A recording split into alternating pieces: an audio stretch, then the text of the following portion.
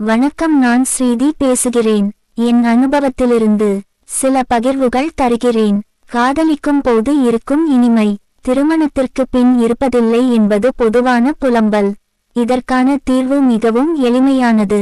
காதலிக்கும் நாட்களில் ஏற்படும் ஒரு இணக்கவர்ச்சியால் நமக்கு உரிமையில்லாத ஒருவரை ரகசியமாக சந்திக்கும் நிலை காரணமாக ஏற்படும் ஒரு ஆர்வம் நம்மை சுற்றி வேறு பல விஷயங்கள் இருப்பதில் கவனத்தை கொண்டு செல்வதில்லை.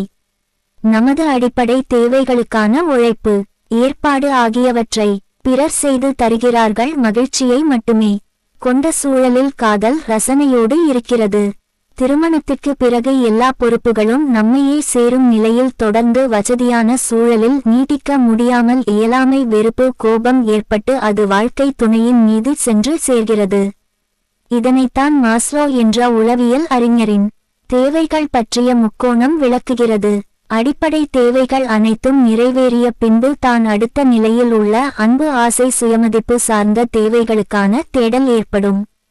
இது தான் மனித இயல்பு என்பதை நம் அன்றாட வாழ்வில் உற்று நோக்கி உணர்ந்து கொண்டால் திருமணத்திற்கு பின் தம்பதிகள் ஒருவருக்கொருவர் காதலை தக்க வைத்துக் கொள்வதும் கையாள்வதும் எளிதானதே. மீண்டும் அடுத்த காணொளியில் சந்திப்போம். நன்றி.